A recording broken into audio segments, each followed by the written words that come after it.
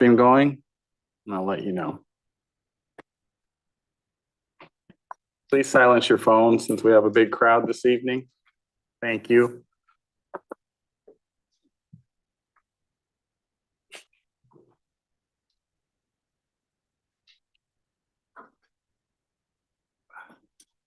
You should be good to go, Mr. Chairman. Good evening, ladies and gentlemen. Welcome to the Newington Town Planning and Zoning Commission meeting, 26 April 2026. Please rise and pledge allegiance to the flag. Pledge allegiance to the flag, United States of America, to the republic for which it stands, one nation, under God, indivisible, with liberty and justice. Maureen? Yeah. Should you roll call, please? Commissioner Kane. Commissioner Fox. Here. Commissioner Harvey. Here. Commissioner Mime. I think he's online. Commissioner Pascarelli. Here. Chairman Sobieski. Here. Commissioner Woods. Here. Commissioner Gill. Here. Commissioner Morales. Commissioner Rice Davis. Okay. You're all set. I'd like to put in Commissioner Gill for Commissioner Kane. Okay. Should be all set. Okay, approval of the agenda, Eric. No changes to the agenda, Mr. Chairman. Okay, thank you. Next is public participation. This is for items that are not on the agenda. Again, for items that are not on the agenda. If you wish to come up and speak, please state your name and address for the record. No one online has their hand raised, Mr. Chairman. Okay, very good. Zoning officers report. Any questions? You can see we were a bit busy. See, I had another busy month, Eric, huh? Yes, we did. The collective effort. Okay. Mr. Chair, Yes, on the unregistered vehicles, is that continuing to grow or is it about the same? The complaints or the specific? Complaint, yeah. Yeah, it's about the same. There's a couple places that have popped up here and there. So once you identify a vehicle is not registered, what's the next step in the process? So they get a notice of violation. They have a certain amount of time to rectify. Comes from you? Comes from the zoning office. Yeah, the police have nothing to do with it. And all I can do, again, like I've stated before, is if there's a plate on the vehicle, I can run that plate through DMV like anybody in the public can, and it will just tell me the plate is registered or not. Doesn't say what car it goes to. So Right. that's the best I can do. Okay, thank you, Mr. Chair. okay. Any other commissioner comments, questions? Okay. All right, thank you. Next is remarks by commissioners. Any remarks by the commissioners here? Okay. Commissioner Minor, you have any remarks? Not at this point. Thank you, Mr. Chair. Okay, thank you. Okay, public hearings. Eric? So first on the agenda, I'll read the public hearing notice into the record. Newington Town Planning and Zoning Commission notice of public hearing, August 26, 2026 at 7 p.m. Notice is hereby given that the Newington Town Plan and Zoning Commission will hold a public hearing in the council chambers, room 103, Town Hall, 200 Garfield Street, Newington, Connecticut, on Wednesday, August 26, 2026, to consider the following petition. Petition TPZ 26-11, zoning map amendment at 180 Carr Avenue for a zone change from the R20 residential to industrial zone. Applicant owner, Tunxus Realty LLC, contact Matthew J. Colia. This public hearing will be a Zoom webinar hybrid meeting. Information on how to attend will be posted on the town website. Link follows. These petitions are related and related materials are available for public inspection at the town planner's office, Town Hall, room 204, and through the published agenda at the Town Plan and Zoning Commission Agenda Center. Link follows. Persons who require an accommodation to participate in this public hearing should contact the town planner at 860-665-8578 or townplanner@newingtonct.gov not less than 24 hours before the public hearing. Submitted, Eric Hinckley, Assistant acting town planner. Legal advertisement ran the rear reminder on August 13th and August 20th. Okay, thank you, Eric. I'm with Newington Community. Okay, so this Yeah. is public hearing, Petition- Everything is on. petition TPZ 26 dash 11, zoning map amendment at 180 Carr Avenue for a zone change from R20 residential to I industrial zone. Applicant owner Tungus Road LLC. Contact Matthew J. Chaliwa. Is petitioner here? Please come up, state your name and address for the record, please. Hi, Matthew Kaliwa. Yep. You need to take an extra chair, we'll get you on. I'll let you know. Yeah. If I may, before they start, Yeah. I just make a couple of points for clarification about this application, if I may. Two items for clarification. The public hearing had originally been scheduled for a different day in August. And there was a deficient legal notice posted by the town, so that is why the meeting got moved to tonight. I didn't want any issues with that, so I wanted clear and good notice to all participants. And a second item that came up recently was about a concept plan for the zone change. And I believe the chairman is going to address this point as well, once the hearing opens and commences. And I believe the applicant will be utilizing their plan that they used in the April 2026 pre-application meeting for that. I just wanted to clarify those couple of things. Okay, thank you. So you're gonna be using, just so I know, you're gonna be using what you submitted last time as your, all right. Yep. Okay, just wanna make sure we're all on the same page. Okay. Please state your name and address for the record. My name is Matthew Kaliwa. I'm the attorney for the applicant, and my address is 90 Oxyoke Drive, Weathersfield, Connecticut. I'm the owner of Tungus Road LLC. My name is Kevin S. Sisti, and I live in 79 Wood Pond, West Hartford, Connecticut. For the record, my name is Brian Panicom with Cole Civil and Survey, project manager and project engineer. Thank you. I'll start and then turn it over to the guys who really know what they're talking about. This is an application for a zone change from R20 to I industrial for 180 Carr Avenue. The site's approximately 5-acre parcel located at the end of Carr Avenue, bounded on the north by Carr Avenue and by properties in the I zone and also in the believe R12 zone. On the east and southeast, there's properties on the R20 zone, basically along Tremont, I believe. And then on the west, it's by about 6 acres of industrial zone property, also owned by the applicant in New Britain. When that's the greater site, including the Britain property, is abuts on the west by an active railroad line. There's a 75-foot wide, I believe, CLMP transmission right of way running north to south through the site, which dominates the property. Precludes building on most of the property, greatly limits what can be done because CLMP doesn't allow building under their lines. On the east, there's a significant slope upward to the residential properties, so the site's well downgrade from those properties. The site's remaining undeveloped land from a large residential subdivision that was called Brightmoor, developed in the mid-1900s, and includes most properties to the east and north on Tremont Street, but on Carr, Hickory Hill Lane, Windmill Lane, et cetera. And it's retained a residential zoning designation for a long time without being developed.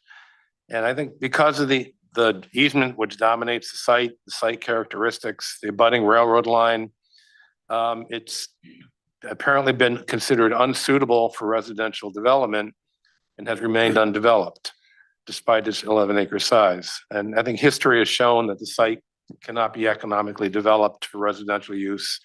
If it could have, it would have been by now.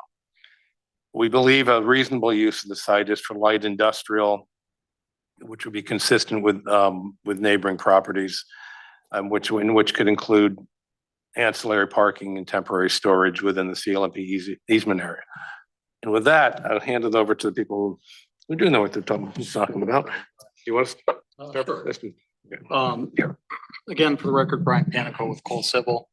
So just to elaborate a little bit on the site characteristics, overall, the overall 11.65 acre site and the 5 acres that are in Newington, of that 5 acres, if we were to take out the area that's encumbered by CLMP easement or steep, basically undevelopable slope, you're left with approximately 1 acre of basically buildable area to put whatever it may be on. With that being said, the highest elevation on the property is about 130. Lowest elevation on the property is 60.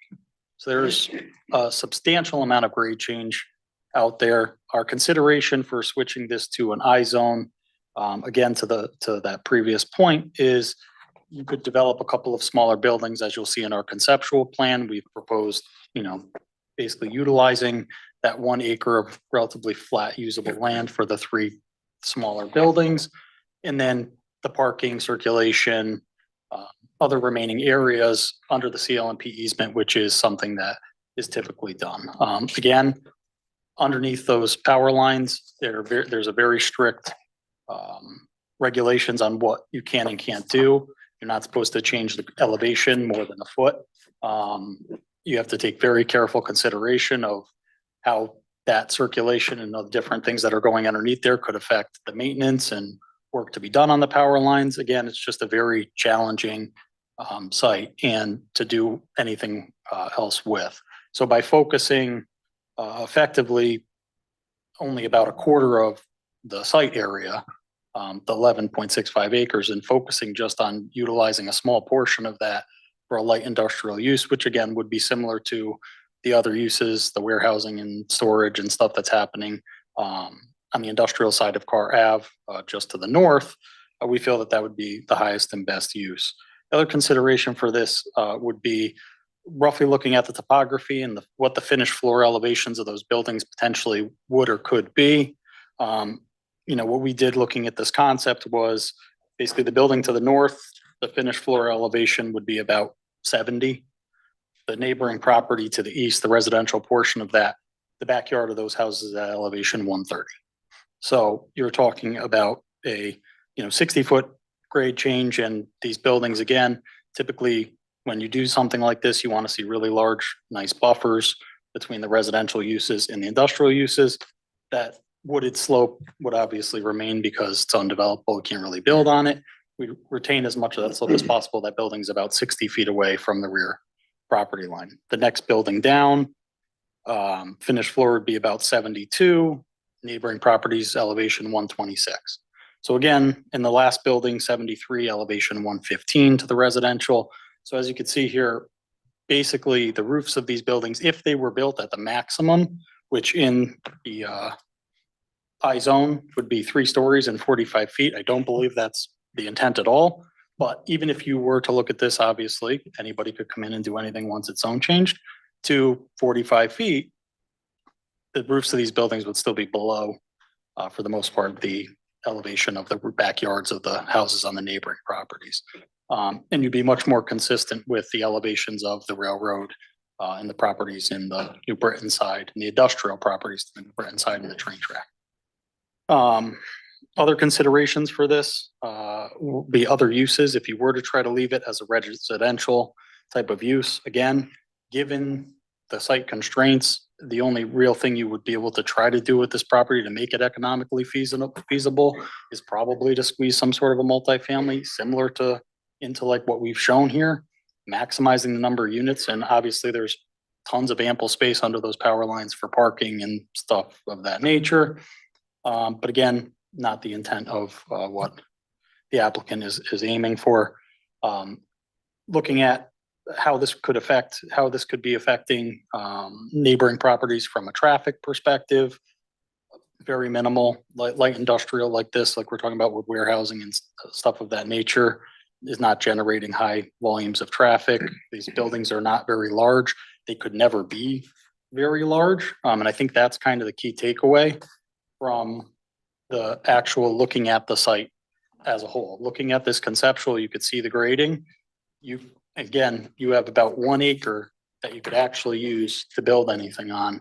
Even if you were somehow able to utilize that entire acre of land or so for one gigantic building, even at that, you're 40,000 square feet, which is not large from an industrial or warehousing perspective anymore.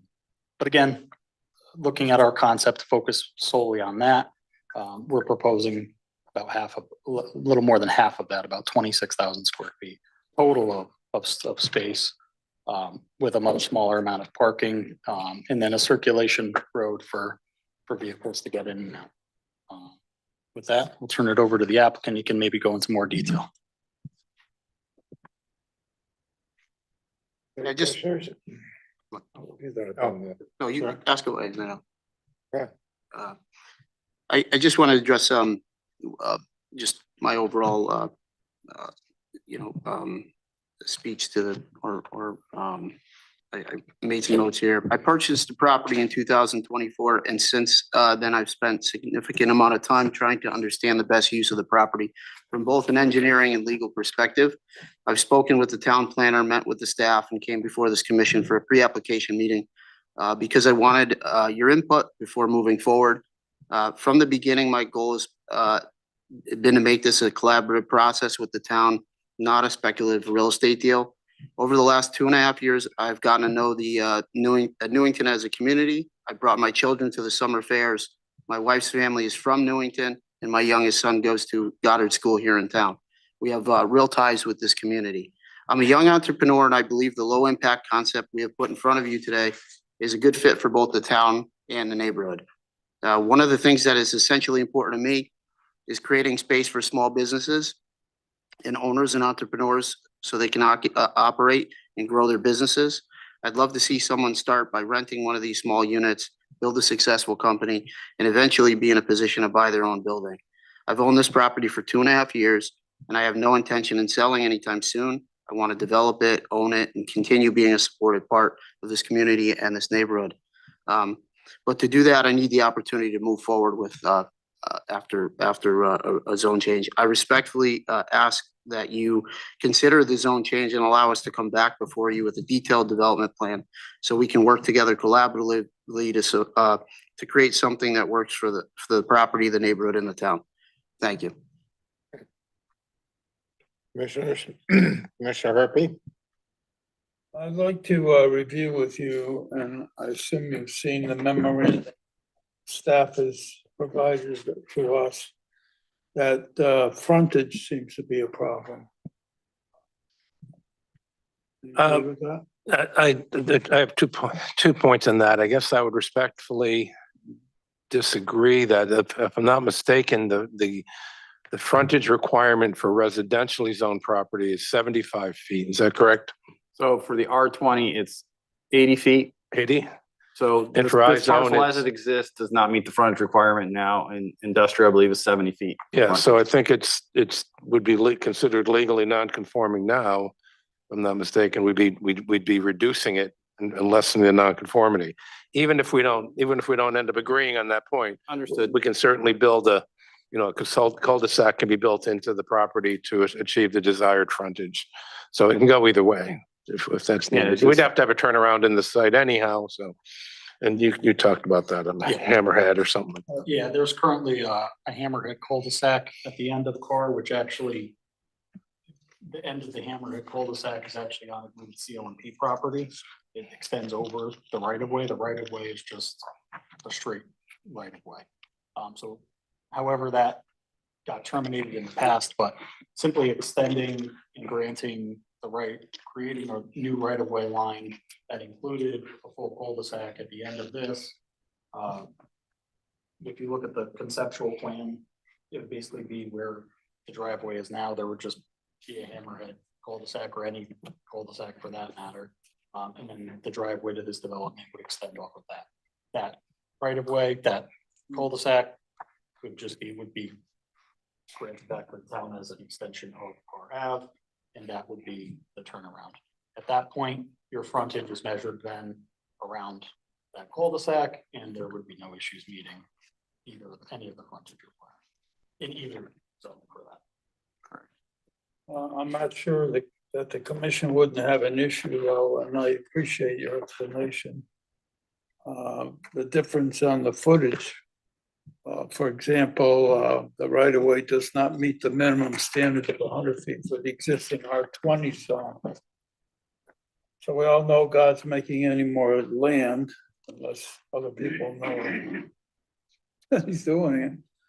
I think that's a challenge for you and a challenge for us to assist you in this matter, just as one part. I'm willing to listen to everything you have to say, and I have listened to what you've said so far. The other issue is the town road. Would have to be substantially, or at least some dramatic improvement made to the road. And that's It would have to be built typically to a town standard. Yeah, That would be reviewed and well, approved by the town engineer. standards, and I want to get your feelings on that as a challenge to you guys. Because you would bear that cost. I mean, your numbers are your own number. So, just conferred with the applicant very quickly there. The applicant does not have any issue turning that into a town road. And effectively, what we're saying is the same way if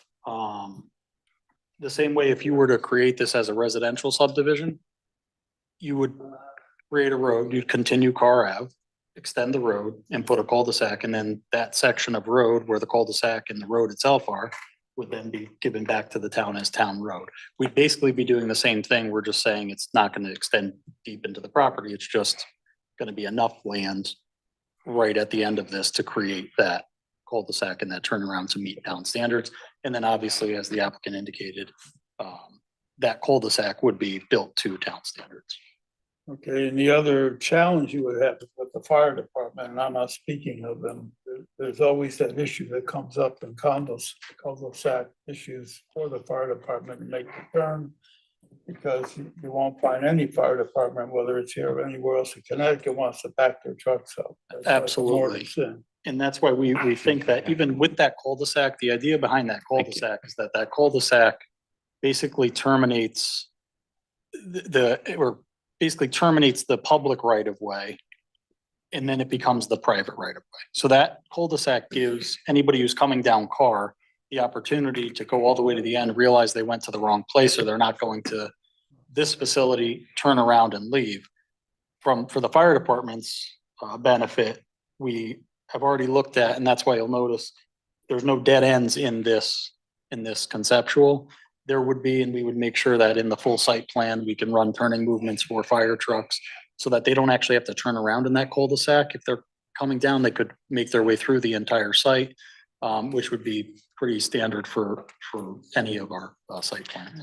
And I certainly very much appreciate the comment. And I think that at site plan time, we would certainly have to satisfy you and the fire department as to turnarounds for fire trucks and public safety and all of that, if I'm not mistaken. And the other challenge you have is with Eversource. And my question to you on Eversource, have you touched them at all in terms of conversations? Yeah, we're in kind of parallel conversations with Eversource as we're going down this process, and they want to see some movement from the town before they want an application from us for a right of way. We're dealing with a guy named Jason Westbrook in the right of way area. Essentially, he's saying we can park. There's no permanent structures that can happen under the lines, and they're willing to work with us. They want to, obviously want to see the town. I mean, they're having general conversations and basically, saying here's generally what you can do and you can't do, but you got to come back to us with a concrete application, the site plan, A full site plan. and that, before we'll say, yes, you can do this and no, you can't do that. But they generally express willingness to, cooperate to the extent that they typically cooperate. So where would you be relative to the power lines with any, say it's a warehouse, whatever? So all of that would be just to the east. If you look at that conceptual map, the dashed lines, the northernmost building, the dashed line that's running parallel with that line is the easement. So there is the better part of one of the 75 foot. There's actually two 75 foot easements that run parallel to each other, making up a total of 150-foot right of way for them, or easement rather for them. And these buildings would be just to the east of that. So between that easement and the base of the hill, that's where these buildings would be located. And again, that's the area that I'm talking about that is effectively 1 acre of buildable land from the base of that hill to the edge of that easement. Because again, you cannot build anything permanent on the other side of that easement. So on those acres that you cut out of your respective plan, does it presently now seed into New Britain? Do you have to have discussions with New Britain about? So ultimately, when this goes to site plan, this would have to go both to this Both town and city? it would go to New Britain as well. They would both have to review it because the property's in. The difference is that New Britain, it's already zoned I, and there's actually no construction or anything happening on the New Britain side. As of now. But we don't know if they have anything in their future plans at this stage, right? Or in regard to, Or whatever thing they might wanna impose on you. As a correct, I don't know from experience doing in situations where there's properties in multiple towns. I don't know that there's really much they would restrict, considering anything that's being done you're doing something in an industrial, on your property, an industrial zone already in New Britain, but you're actually not doing anything in New Britain itself. But you're aware that would be Yeah, another. there's obviously would be a- discussion you'd If have to- they change the zoning regs on us for that zone or rezone, then we'd have to deal with that, of course. And then my last point, if I might, Mr. Chairman, you have a large audience here this evening, and I know as professional business people, you want to be a good neighbor. And the people obviously have a lot of concerns, and I have some concerns that I've already passed on to you about the project. Typically, what we see is a plan comes in. In other words, you've already. What bothers me, it seems speculative what you're gonna put there. And that's to be announced later or discussed later. And as a matter of practice for us, I would say in the high 90 percentile, we see a plan. And then we work with all of that on discussion, rather than a speculative discussion. And try to make all the corrections that make it happen. Is a challenge for us, I would say. I mean, I'm not saying it hasn't been done. I'm just saying it's another challenge for you and a challenge for us, especially where you have people that are legitimately concerned in their Tremont and other streets. And if, they're all smart people like you are, they're not here just because they don't want to see the Yankees lose another game on television or the Red Sox win. So. And recording it, I don't mean, tell me. It's a serious matter for them, and I appreciate that, and we all do, so. I can address that a couple ways. One is we certainly understand neighbors' concerns and are trying our best to, to work with them and as the applicant and engineer have talked about, I mean, I think the strongest argument, if you would, or the most comfort can be given is that not much can be done with the site. You can't put a big, large, huge warehouse there. You can't put a truck terminal there. You can't put, it just doesn't work because of the constraints of the power lines. Number one, and number two is, and I know Kevin can talk, I know he went to attempt to talk to neighbors ahead of time. And 90% of the applications that come before you are site plan review and special permit review and things like that, where the property is already zoned, so you can go out to somebody and you can market it. They come in with intended, a use, and they bring it to you. Here, you can't get the end user until you rezone it. You can't say, "Oh, trust us, we might get it rezoned." So we got to rezone it first to then have the commercial real estate broker bring in a proposed user. So that's why there's no it's going to be X definitely.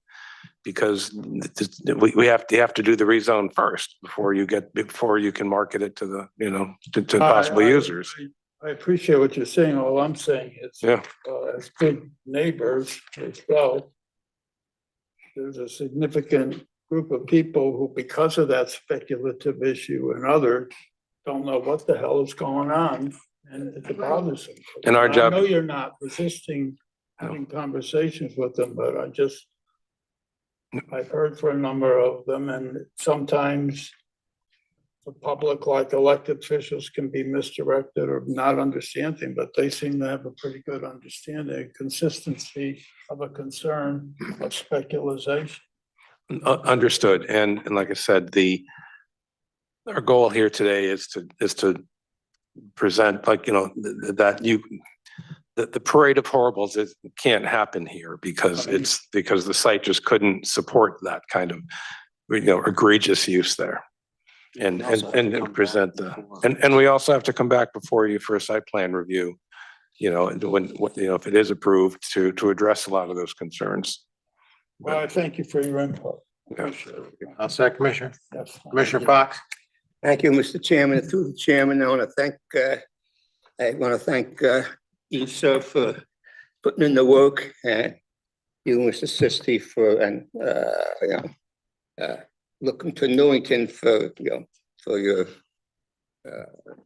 new business, which we're always looking for. However, I have to agree with a lot of what the Commissioner Harvey has said. I mean, including the frontage, and that doesn't take. I don't think I want to beat that horse anymore, because 100 feet is not 50 feet or 70 feet. It doesn't. It doesn't match the regulations. One of my biggest concerns is fire department access over there. Now, you were talking about the fire department would have to turn around, and one question I have you spoken or did any pre-application activity with the city of New Britain?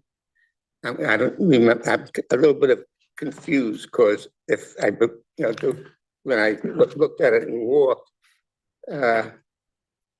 some of this is on New Britain, and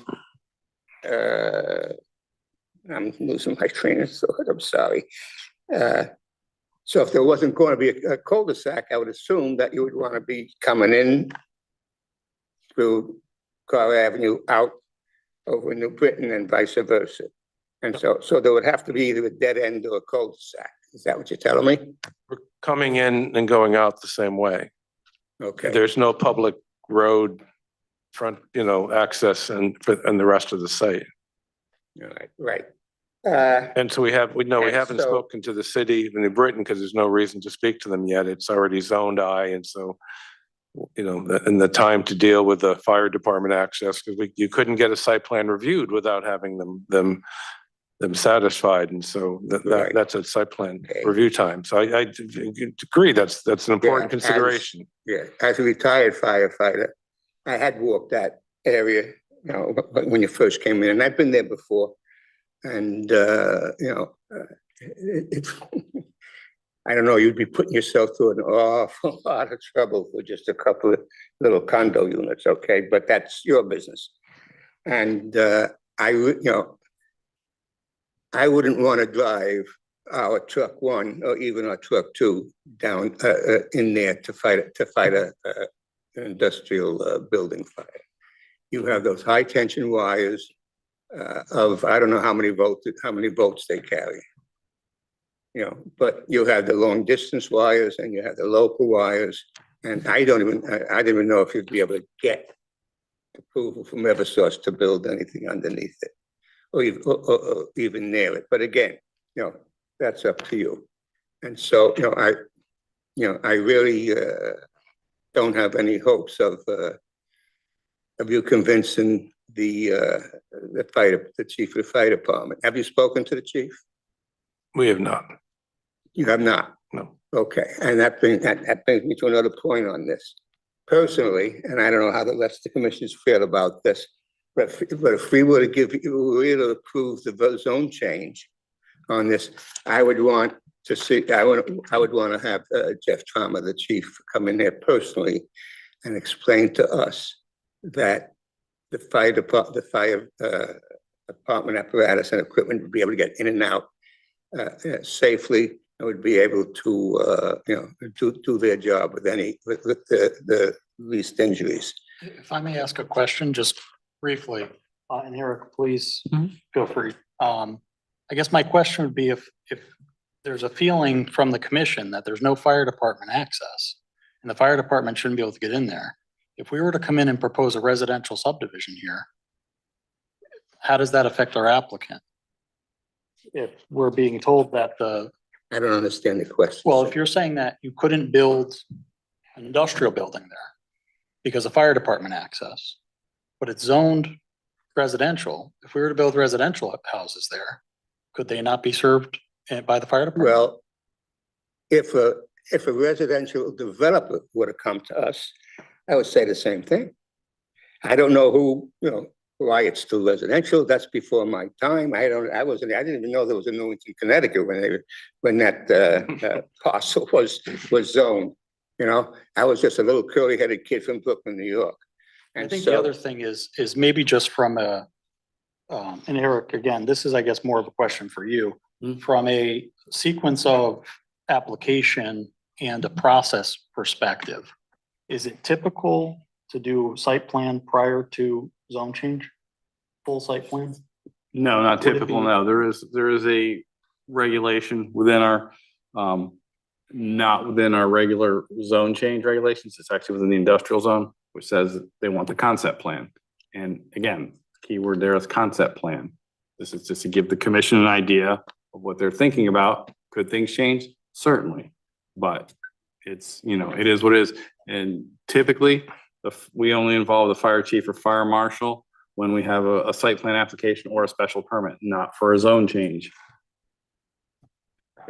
I guess I would submit if this is an important issue for the commission and if the public hearing were to be held over, we would be happy to, with Mr. Hinckley's involvement, ask the fire department if they'd be willing to weigh in as to whether or not they'd like, and residential versus industrial for this site, because, and their access makes a difference to them. I guess the question would be is, Eric, if you could, if it were to get carried forward, could you facilitate? Yes, I 'Cause I did. think typically it's just we don't give stuff to all these different Right, departments. and I did send the plan out, I think last week when you asked me to, Mr. Chairman, to the fire marshal and to the fire chief. I did not hear any response back from either. We typically wouldn't unless there's if we approve the zone change, then it would get. Right, so again, if the zone got changed and then we got a future application in here, yes, the town engineer would be involved. The fire chief would be involved, the fire marshal would be Correct. involved, all those other entities when we have something more concrete of what we're looking at. For the public's knowledge, it's just very difficult and there's a lot of time spent by town staff to review a full site plan application, which we're very much aware of, which generally it's kind of like the same process for Eversource, for all the utility companies, DOT. They all basically sit there and say, well, until you have a full site plan done and this is gonna realistically happen, we're not gonna waste our time to review. So we're happy to have any of those departments take a look at it if you guys would request it, staff would request it. We don't particularly see what issue it would be, but certainly open to it and open to feedback from them. How's that, Commissioner Fox? No. Good. Go ahead. Okay, that having been said, from Mr. Hinckley, and this is why I have an aversion to zone changes. Unless I know pretty much what is going to be going in there. And why the developer felt that there was a need for the zone change. And not just a need, for somebody to, put a business in there, a need that would benefit the town in one way or another. And that's actually part of the special permit regulations, to see a need for developing it in the first place. Okay? And really, that's, so that the frontage, as you call it, fire department access, or ability, zone change and the problems with that. And plus the inconvenience to the residents around there. That area of Carr Avenue, I've been up and down that a couple of times, and after you put the petition in, I've been up and down there. I don't know if you call them industrial, but the little businesses that on the opposite side of Carr Avenue. I'm from Brooklyn, so I don't know east from west. I just know one corner to the other. And so, they're very quiet businesses. You walk down there, there's nothing going on. You see them every once in a while, an electrician might be coming out, going back and forth or Exactly. whatever. You might see some, and so with this, you might see a little more activity on the street. And so, I will, of course, reserve my opinion until, the end, but. Can I address his concern? Go ahead. Go ahead. Yeah, that's exactly the continuation we're looking for, is those smaller buildings where you see a plumber or electrician who services your town. And we think there's a big need for that in this town. Newington certainly filled with small businesses, and that's what we want to support. And as you have, I've been down that street 2.5 years. We want to continue those small buildings in an area we think is pretty quiet and will not disturb quality of life or safety. And I'm not sure if we'll close things, but you asked about the need or the benefits of the town. This property has sat there for decades and decades, and there's a reason it's sat there for decades, because it's zoned residential. No one's going to build homes there. So the best use for the applicant, best use for the town to have some economic activity to support small businesses is to extend the industrial zone, which is basically light industrial uses, to this property. So there's some economic activity.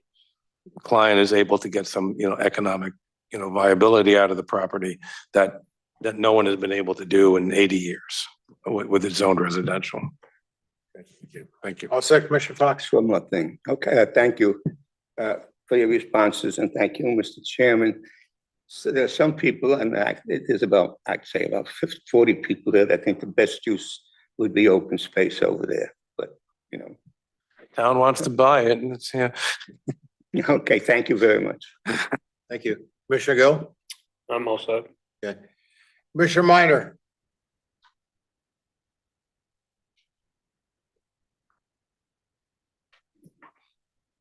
You still on? He is still on. There he is, I think. No comment at this time. Thank you, Mr. Chair. Commissioner Pascarelli? I don't have any questions. Commissioner Woods? Just a couple of points, I think. First of all, address your last comment, attorney. No one's built on it residential to date. So if this got turned down, then obviously the owner of the property wants to do something with his property. His only choice might be residential at that point. I'm not saying that's what he wants, but. I don't think anybody wants that. And I argue one way or the other, but yeah, that's on the table, right? It's zoned for residential use.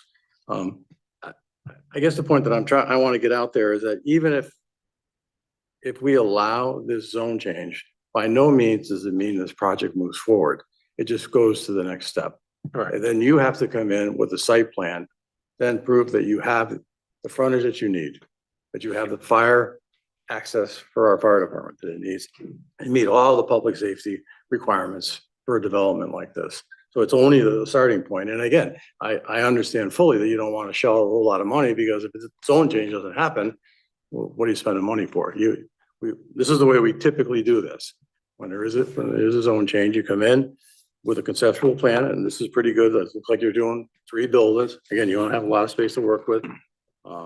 you have just over an acre or just under an acre, and you're looking to do maybe 2/3 of that with the building space, you're allowed to park underneath the power lines. But again, you've got a long way to go, even if the zone gets changed before the shovel goes in the Sure, ground. and I would add that if this was the kind of site that you'd have a large, power user, a large warehouse, a large, huge retail, you could get an end user to enter into a development agreement, contract, which is contingent on the zone change, and everyone's been involved. It's not big enough. For these kind of users, you're not gonna get a plumber to go along for the ride for 6 months, you know what I mean? It's just, that's not the way it works. We gotta get it zoned first and then be able to market it to users. Thank you, Mr. Chairman. Mr. Chairman, Commissioner Morales is also online if you wanted to. Commissioner Morales, do you have any questions? I just have a quick one. Has an environmental review been done? Not at this time. Okay. So technically, you guys haven't tested to see even if this project is viable on the land. Is that my understanding? That would be as part of any application, whether and you're getting financing for something, the lender's gonna absolutely require it, whether it's multifamily, industrial, commercial, retail, whatever, that's gonna be step one. I don't know if there's anything when you bought it. But we did a light screening on it. There was nothing that came about. Okay, so phase one showed it was clean, so there was some environmental, I guess. Yeah, typically we go through phase 2 for financing but again, we're at the first process step here. We're seeking a zone change. It would come back to you with a full site plan, environmental and again, a collaborative effort to, speak to the commission about, what we can do. Okay, so just to, make sure that I have a clear understanding, you guys have already done a phase 1 environmental review. You did find some things, but you're just gonna wait to see for phase 2 in order. No, there was no issues with the phase 1. He says it was a clean phase one. A clean phase 1, okay. All right, well, thank you so much. Thank you, Commissioner. I have some concerns about the frontage. And I'm gonna be upfront with you. I mean, right, I looked at it, I see where Car Avenue goes straight down. I don't know, Eric, how many more feet beyond the edge of the road does the town own, that paper road? Well, to get to his property from the existing cul-de-sac is about 215 feet roughly now. Okay. So you would have to purchase property from somebody to put your cul-de-sac in, am I correct? No, the cul-de-sac would go on this site. I'm sorry? You'd extend Car Avenue down, you'd improve it to the site and then put the cul-de-sac in on this We're property. talking 100 and some odd feet? 200 feet roughly. Yes, 100 feet roughly, right? So 100 feet straight in, so if you put the cul-de-sac around, you're only going down about 30 feet. no, the cul-de-sac would be, you'd extend Car Avenue to reach the property. And then once you're at the property, that's where the cul-de-sac would go, on this site. Cul-de-sac would be, if it's a public road, would have to be on town property. Well, it would be deeded to the town. So no, you're saying that if the town road ends here, you're gonna build a cul-de-sac here and give this to the town. Is that what you're saying? The same way you would in any subdivision. I build a subdivision with a public road, take my big piece of property, I put my public road in, I cut all my lots out, I build my public road, do all the improvements, the town comes, they release it, and then it becomes town. So it would be the same process, just at a much smaller scale. So basically, if I remember the grading correctly, the cul-de-sac, everything goes this way and goes down to a grade. So you can put the cul-de-sac on a downgrade. Am I correct? It would be the cul-de-sac, the grading would have to be done around it to whatever the town standard is, which I think typically is like no more than 2% cul-de-sac. I remember, but yes, again, the road would have to be constructed to town standards. So the Correct. right of way that we're talking about to get to his property is a town right of way, Correct. paper street. So he could utilize that corridor Right. if, again, and then the cul-de-sac, he's talking about building the cul-de-sac on his property, then deeding that to the town to meet the frontage requirement. I believe that's where we're going with that. That would So take care of it. that's an option for them. The other option they potentially have is to get a variance for the frontage. which has been done on other Right. lots like this where a road stubs to the end. Since we have a substandard lot, yeah, see what the commission says. Okay. Thank you. Okay, anything else you wish to add to comment before I call the opposing sides? Good. Okay, Thank you very much. Thank you. Appreciate your time. Anyone wishing to speak in opposition to this petition, come up. You're gonna be limited to 3 minutes. If I may, Mr. Chairman, we have a number of items we received via email or dropped Oh, off. I Can we got those. read those into Yes. the record first and then let the public speak? Yes, please do that. Okay, I will begin. The first item is a petition that we received in the office on August 24th. And it was signed by 43 individuals. And I will just read the general petition. The following undersigned residents of Tremont Street and Carr Avenue, Newington, Connecticut, voice our opposition to Tungus Road LLC's request for a zone change from R20 to industrial for 180 Carr Avenue for the following reasons. This 5-acre parcel is too close to CLMP's high-tension wires to be considered safe for tenants renting space, and the petitioner's proposal to construct 30,000 square feet of warehouse storage or workspace. Scientific findings historically have found that such lines can pose a serious health threat. 2, although 180 Carr Avenue has not been deemed wetlands or open space, nature has proven it to be so. Considerable rain runoff in a natural path from Tremont Street occurs off the adjoining hillside.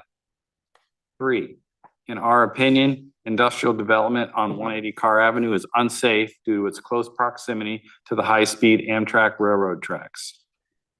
4, we are troubled by the probability of noise, pollution, and congestion that the petitioner's ambiguous plan presents.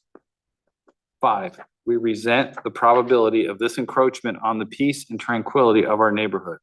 Also, we can only imagine the noise and potential pollution generated by the construction of such a project.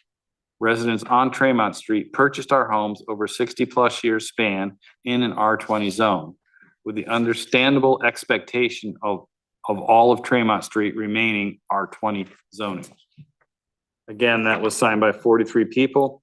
Additionally, I received one call today from the resident of 133 Tremont Street who wanted to voice her opposition as well. The next item is an email received from Michael Galante at 102 Tremont Street. I am unable to attend this meeting in person, but would ask that this be included with the input you received on August 26th. My address is 102 Tremont Street. I am opposed to the rezoning of 180 Carr Avenue from residential to industrial for several reasons. One of zoning's key principles is to protect residents from incompatible land uses. Light industrial is still industrial and is incompatible with close by residential living. Property values decline when industrial uses encroach. Noise, truck traffic, security lighting, and emissions all reduce desirability and market value of nearby homes. Tremont Street already hears and sees more than we'd like to from John Downey Drive.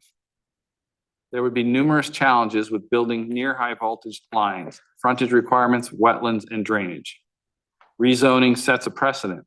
It is very difficult to reverse a decision like this. While Mr. Sisti says his intention is to own these buildings for a long time, we all know things change.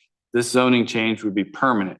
Future owners would not be bound by Mr. Sisti's intentions and could very easily introduce more intensive and intrusive uses, which the town would then be unable to deny.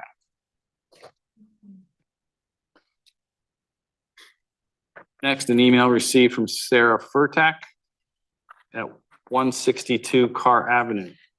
Dear Mr. Hinckley, I am submitting the written testimony below regarding the proposed residential to industrial zone change near Carr Avenue and Tremont Street. I am a resident at 162 Carr Avenue and directly impacted by this proposal. I respectfully ask that my written testimony be included in the record and considered as part of the public hearing and decision-making process. Thank you for your time and consideration. Sincerely, Sarah Furtak. Dear Town Council members and planning officials, I am writing to strongly oppose the proposed rezoning of the property near Carr Avenue and Tremont Street from residential to industrial use. My family lives at 162 Carr Avenue, and I have a 14-month-old child. I chose our home with the expectation we would be living in a residential neighborhood. We already deal with significant traffic, noise, and activity from the existing industrial operations in the area, not to mention the railroad tracks and trains nearby. Adding another industrial development would further disrupt my family's quality of life. The notice itself acknowledges that this development could bring additional traffic, noise, and pollution to Carr Avenue and Tremont Street. There is already more traffic from the surrounding industrial locations than we feel is appropriate for a residential neighborhood. Adding warehouses, trucks, deliveries, and other industrial activity would only make the street busier and less safe, particularly for families with young children. I'm also concerned about the potential impact on property values. Converting land adjacent to established homes from residential to industrial use while increasing traffic, noise, and commercial activity could negatively affect the desirability and value of the surrounding residential properties. There are also existing concerns regarding drainage, the steep terrain, tree clearing, excavation, and the need to extend Carr Avenue. With all of these factors, including the railroad and existing industrial activity, there does not seem like an appropriate location for additional industrial development. I understand that development is sometimes necessary, but the quality of life of families already living here should also be considered. I should not have to watch residential neighborhood gradually become busier, noisier, and more industrialized. For these reasons, I respectfully ask that you deny the proposed residential to industrial zone change and protect the safety, character, property values, and quality of life of our neighborhood. Thank you for considering the concerns of the residents who will be directly affected by this decision. Sincerely, Sarah Furtak, 162 Carr Avenue. Additionally, Charlie has some to read. This is a letter received by the Planning and Zoning Department on August 24th, 2026, from Frank Roback, 85 Tremont Street. It is addressed to the Newington Town Plan and Zoning Commission. Repetition TPZ 2611, zoning map amendment at 180 Carr Avenue, written testimony in opposition to proposed zone change from R20 residential to I industrial, submitted in advance of the public hearing on Wednesday, August 26, 2026 at 7 p.m.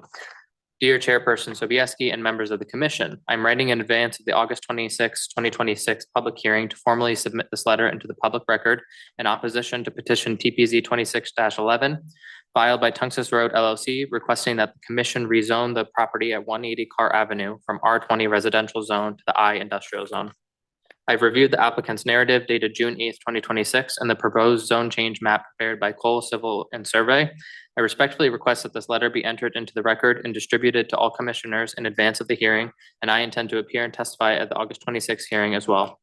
I'm a lifelong resident of Newington and have lived at 85 Tremont Street here in Newington for over 13 years. My house is located in the R20 zone and is within the 500-foot radius of the subject site as confirmed on the applicant's own abutters map.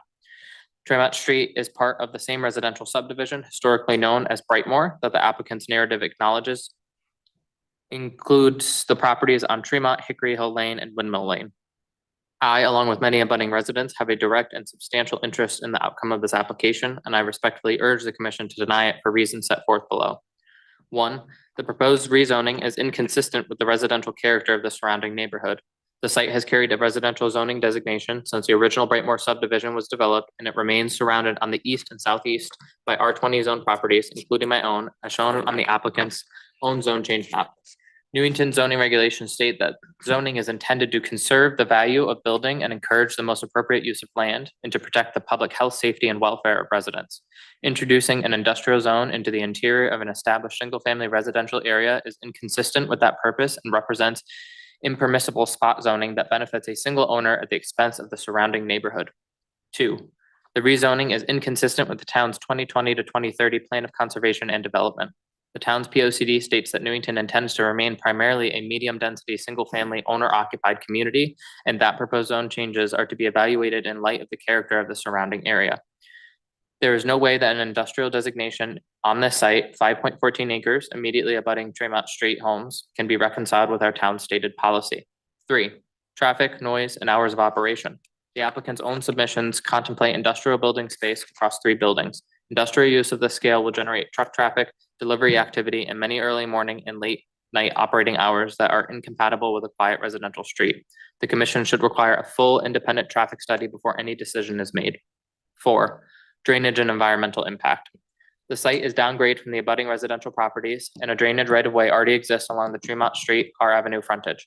Industrial construction, paving, and associated stormwater runoff have a materially different impact profile than the vacant, undeveloped condition of the site today. I would request that the commission require a detailed and complete drainage and stormwater management analysis addressing all potential impacts on downgrade residential properties, including mine, before considering approval. 5, adequacy of buffering. While the applicant's narrative references a wooded buffer and topographic change on the eastern slope of the site, a visual buffer does not eliminate noise, traffic, lighting, or drainage impacts on neighboring homes. The Newington Planning and Zoning Commission's own regulations require landscape buffers between non-residential and residential uses, but buffering mitigates impacts that should not be permitted in the first instance in this location. 6, impact on property values. Introducing industrial use directly adjacent to single-family residential lots on Tremont Street is likely to negatively affect the market value and marketability of our homes and is contrary to the regulation's stated purpose of conserving the value of buildings in the town. 7, less impactful alternatives exist. The applicant's own narrative concedes the site is not simply either housing or industrial. The applicant's narrative acknowledges the presence of the Connecticut Light and Power transmission easement limits, but does not eliminate the range of feasible uses for the site, and even states the site could support auxiliary parking and or temporary storage within the CLMP easement area. The difficulty of residential development on the parcel does not by itself justify rezoning to the town's most intensive commercial/industrial classification when less impactful outcomes, including potential conservation use or a more limited impact zoning designation, may remain available and would better preserve the residential character the town's regulations are designed to protect. For the reasons outlined above, I respectfully request that the commission deny petition TPZ 26-11. In the event the commission is considering approving this petition, I would ask that at a minimum, you take the necessary and important steps to require an independent traffic study, a full and detailed drainage study, and require strong and enforceable buffering and lighting conditions and strict restrictions on any hours of operation and truck traffic. I would also ask that the commission hold the record open long enough for all abutting residents to review and respond to any such studies.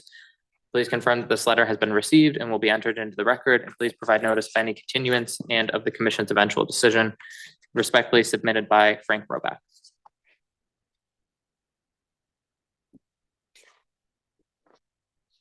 Lastly, we also received copy of a notice of public hearing from 1990 where this property was attempted to get rezoned at that time from R20 to RP, I believe, and apparently that was denied.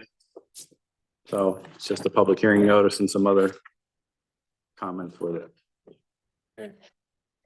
Thank you. That's all of the received testimony we have. Mr. Chairman, if you'd like to carry on with it. Thank you. I do have one person online with their hand raised. Yeah, If you sorry. want- If you want to, there's one person online with their hand raised. All right, let's go You there want to first. start with them? Go ahead, Mr. O'Donohue.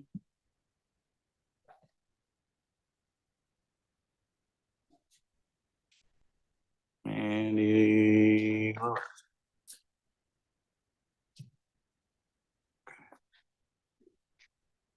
All right, just go with whoever's in the room then.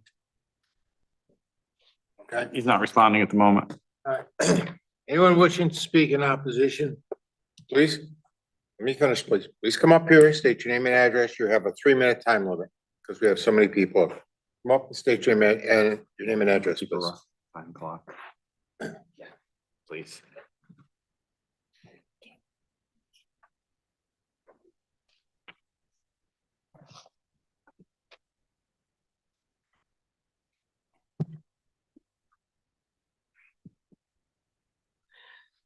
I'm Jan Kritzman, and I've lived on Tremont Street for almost 50 years.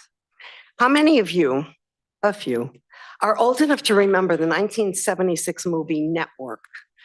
Oscar winner, the late Peter Finch, played the role of Howard Beale, a TV anchor who became so disgusted with the state of society that he shouted out the window that famous line, "I'm mad as hell and I'm not going to take it anymore." Well, a small army of us on Tremont Street and Carr Avenue residents over the weekend canvassed the whole neighborhood, accumulating almost 50 signatures opposing this petitioner It was like they all saw the movie Network. Yes, they are mad as hell and they don't want to take it anymore.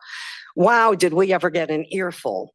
None of us want you, our TPZ, to give this petitioner the gift of its zoning change on 5 acres that would have been deemed a flood zone, should have been deemed a flood zone or wetlands decades ago. Why? Let me count the ways. Number one, Eversource's high tension wires. You don't have to be Benjamin Franklin to know that someone, anyone standing near or under these lines, say during a rainstorm, would be the best path to ground to get electrocuted.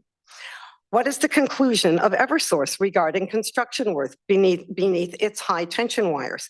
Do we have the answers tonight? I guess we don't. Number two, destruction of the wildlife habitat. We already have plenty of furry friends in our backyard. Bobcats, deer, turkeys, rabbits that multiply with wild abandon. If their habitat is reduced any further, they'll have to encroach upon us two-legged creatures. Take away any part of our wooded area and we'll have no trees and no absorption, just flooding, Smokey the bear, Bobby the bobcat, and Jessica rabbit.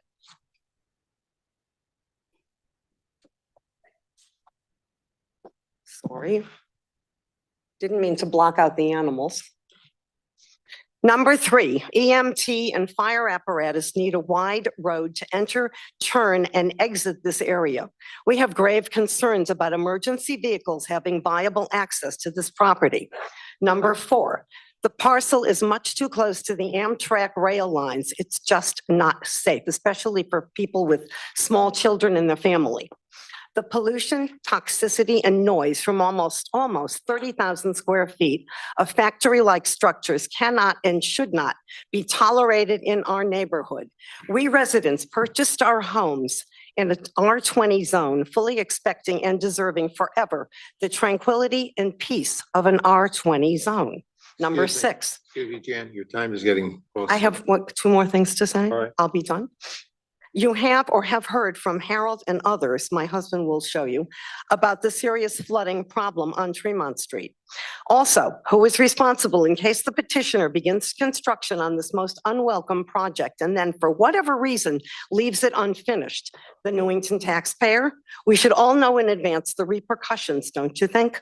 What is this petitioner's past experience in any industrial construction? Is this his virgin entree into industrial development? Track record, please. You all unanimously should deny this petitioner his zoning change request. Unless you have any questions, that's it. I'm done. Thank you. We have.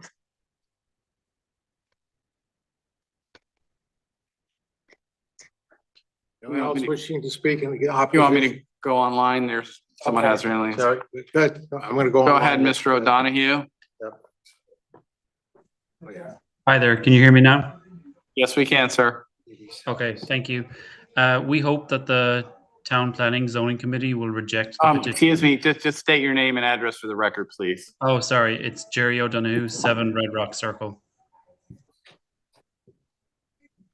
Thank you, go ahead. We hope the Town Planning and Zoning Committee will reject the petition TPZ 2611 zoning map amendment to Carr Avenue proposal. We do not support expansion of an industrial area within a residential area. Expansion of the industrial area will bring increased traffic and increased industrial noise to Carr Ave and Boylston Street and Tremont Street, which is not fair to the residents of this neighborhood who can already hear the industrial noise and activity from John Downey Drive, as well as Amtrak trains that come through our neighborhood. We recently moved off of a busy Robbins Avenue to a quieter, safer street with less car traffic for the safety of our family. Please do not zone change residential zoning to industrial. Please vote no. Thank you. Thank you. All right. Anyone else wishing to speak against? Please come up, state your name and address for the record. You have 3 minutes. Sorry? Is it possible to show the video? We can try. I mean, I don't. Yeah, we can try it. I don't know if it's gonna work. This will show you an idea just what the flooding is all about. Do you want to see if you can get it?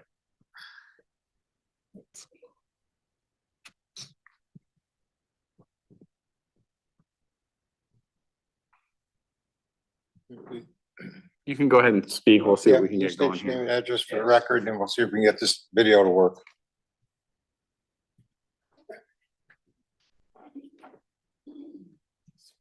Video. Here we go. Good evening, members of the Newington TBC. I am Harold Kritzman. I live at 91 Tremont Street, directly above and adjacent to the 5 acres known as 180 Carr Avenue in discussion tonight. I am against a zone change from R20 to industrial. I know what it's like to be flooded on Tremont Street.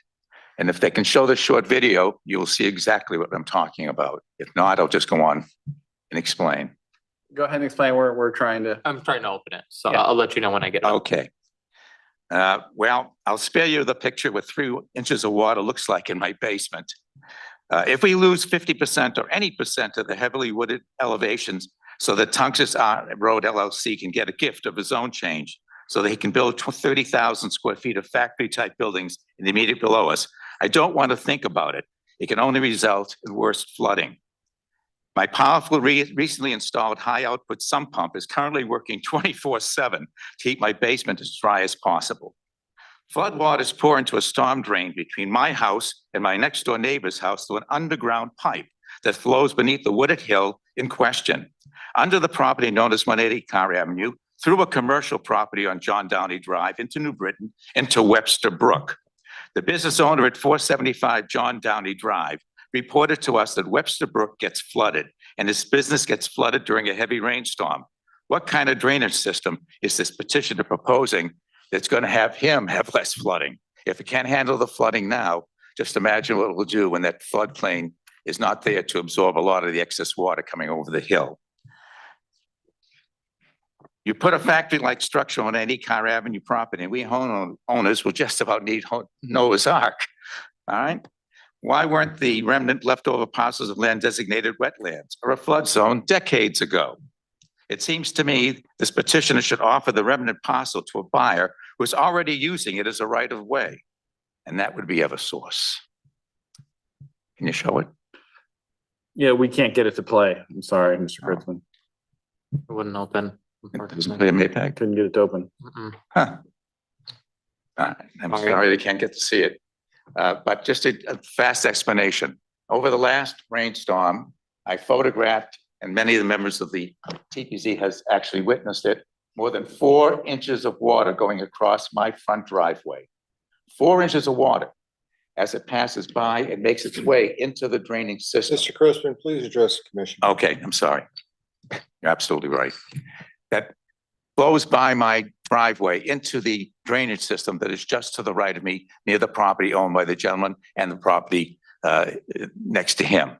It goes into that drain. When that area of parcel was developed many years ago by Selza, he understood that there may be a possibility that so much water would come from the top of that hill that might overwhelm that drainage system. So he put an overflow.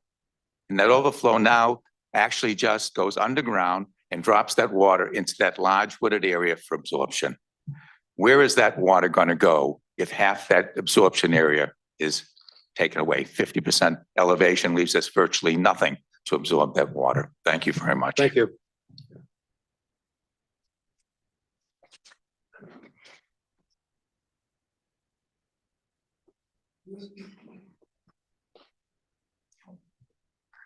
Good evening. I'm William Misko. I live at 45 Tremont Street.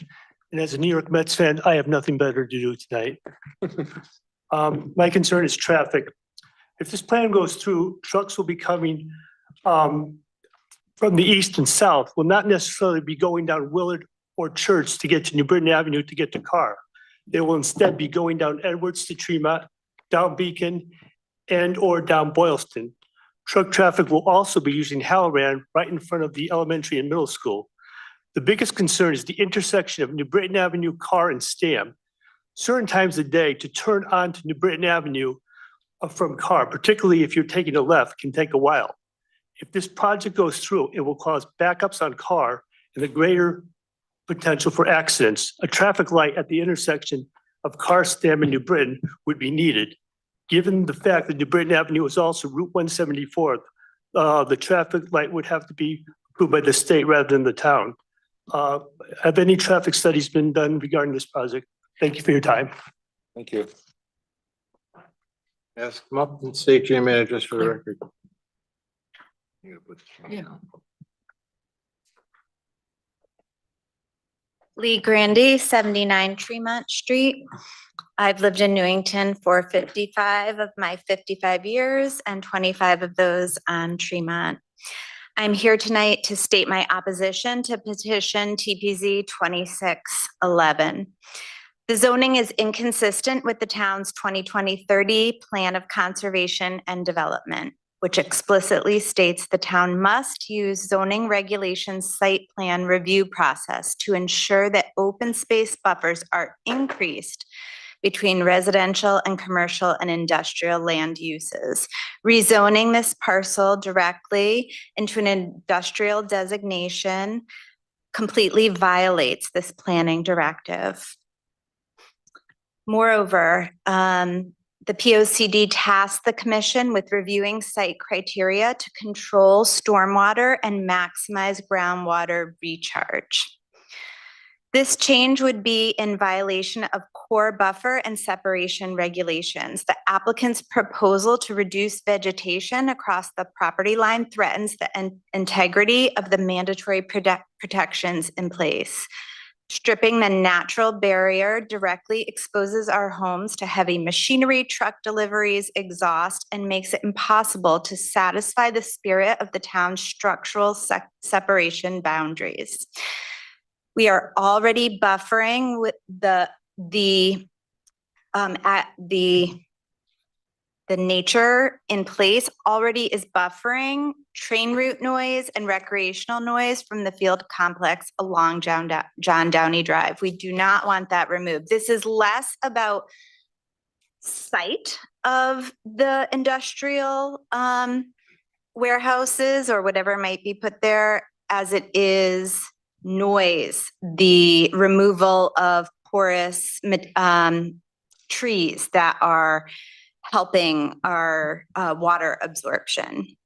Rezoning of this property will greatly reduce the property value and property comps for homes within a considerable radius.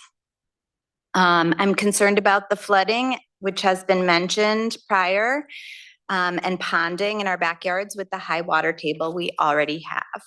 And to quote, I believe it was Chris, the civil engineer that spoke just prior, quote, he said, anyone could come in and do anything once the zone changes. I think we all need to keep that in mind when we have a plan at this point that it's not really a plan.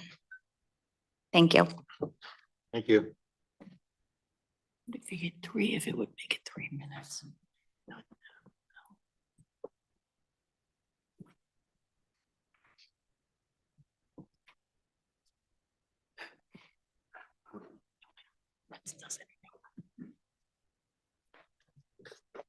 Hi, I'm Lisa Lukowitz, and I live at 107 Tremont Street.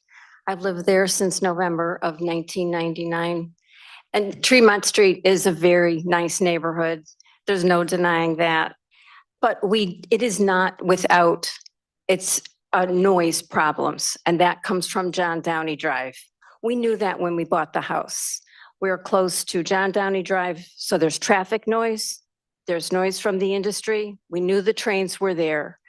But when we bought the property, we also knew that what directly abutted our house was zoned residential and that there was a buffer there. And just to tell you a little bit about that buffer, the noise becomes so much more even when the leaves fall off of the tree. So any destruction of that natural buffer with our houses is going to be felt by all of the residents on Tremont Street. And when it comes to the noise from John Downey, as a resident of Newington, I don't really feel that I have the ability to call the New Britain police to complain about the noise. And that's rightfully so. I think they would take a complaint from a New Britain resident more seriously than a noise complaint from somebody in Newington. And I would just like to say that when you think about this project, please think about the totality of the change to the neighborhood. We're already dealing with noise from John Downey Drive. And what we're talking about is not a parade of hazards, but we're talking about a tipping point on turning this neighborhood, which is highly desirable, into really the ruination of the neighborhood as it is right now. So thank you for considering that. Okay, thank you.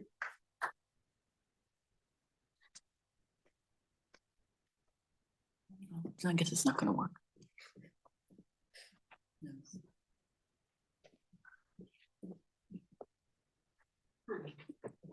Roseanne Santoro, 35 Tremont Street. I've lived there for 30 years. I strongly oppose to the proposed development due to the anticipated increase in noise and traffic, not only on Carr Avenue, but also on New Britain Avenue.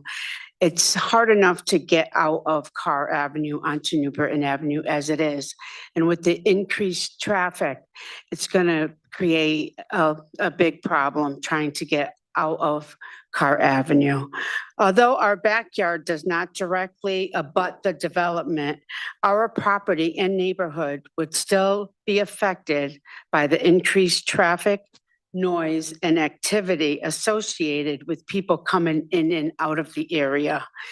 This has always been a quiet neighborhood, and I'm concerned that the proposed development would significantly change the character and quality of the life of the area. I am also concerned about the potential impact of changes to the land on the local wildlife, the water drainage, and surrounding property values.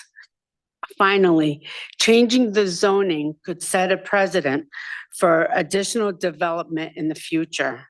Once the zoning is changed, and it may open the door for other properties in the area to be developed in ways that could further change the character of our neighborhood. For these reasons, I respectfully urge you to consider the long-term impact of this proposal and oppose the requested zoning change. Thank you for your time.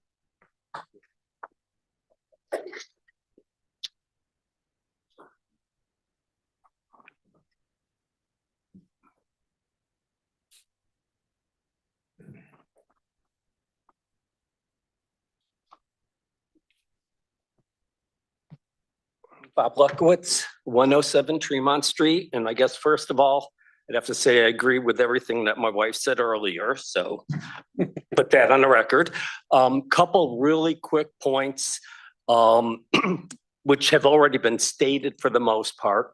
I think it's very important that you recognize when somebody purchases a home and the property abutting their property is zoned as residential. I don't understand how you could possibly turn around and say, oh, you know what? We changed our mind. It's now industrial. We're sorry. Doesn't make sense. It's not fair. It's not right. Secondly, I have a big concern that nobody's addressed the property in New Britain that he also owns. That's not a coincidence. So he wants to develop the Newington property, but is totally silent on plans for what he'll be doing to the New Britain property. He owns it. He's going to develop it. That means more traffic going down Carr and more noise. And lastly, I have a serious concern about the wildlife. There is no open space in Newington to speak of. When they cleared the property off of Tremont Street, off of Church Street, we saw a bobcat in our backyard. We saw coyotes in our backyard. Where are they going to go? We see deer behind our house. We've been seeing bear. This is a scrap of land that is important to them. And I don't think we need to develop every piece of land, especially property that really is of no value. We can leave it open. We can leave it for the wildlife. Thank you.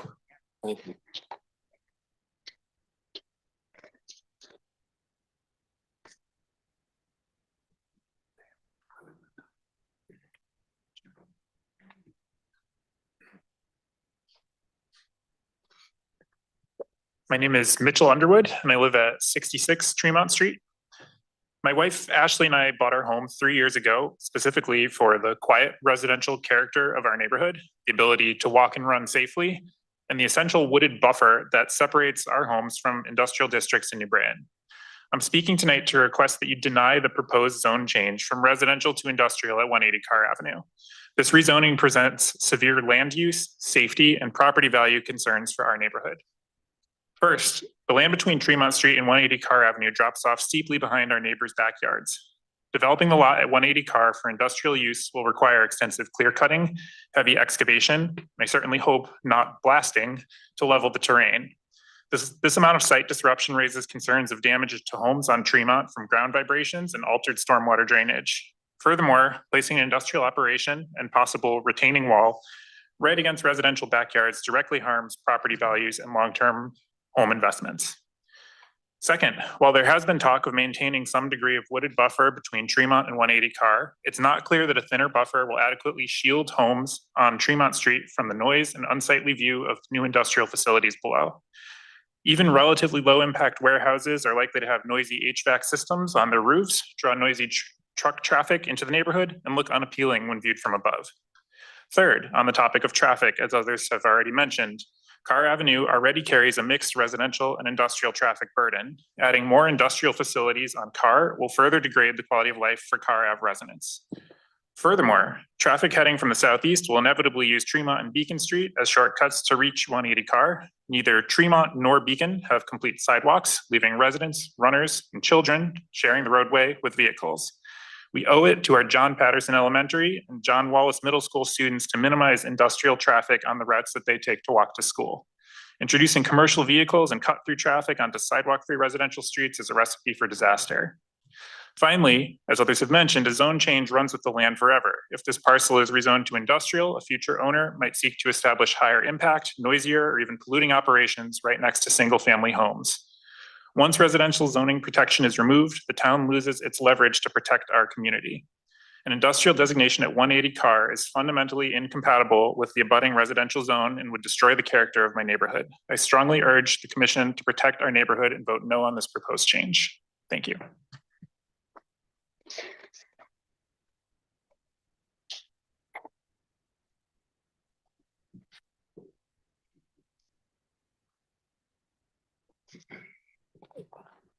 Hi, James Brown, 96 Tremont Street, and I guess I'm the old man because when I moved in on Tremont Street, the road was still gravel and I was 5 years old.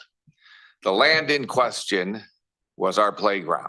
I know for a fact that it's a swamp when it rains. There's nowhere for the rain to go.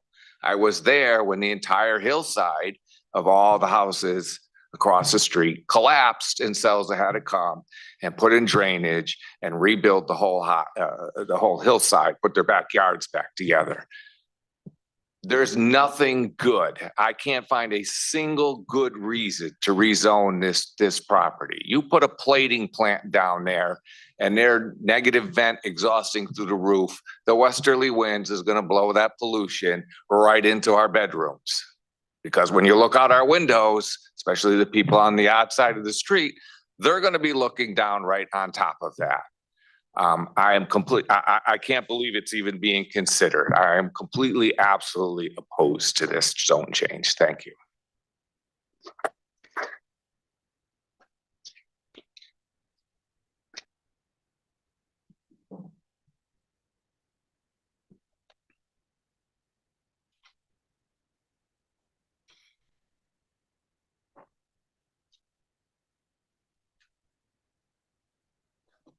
Good evening.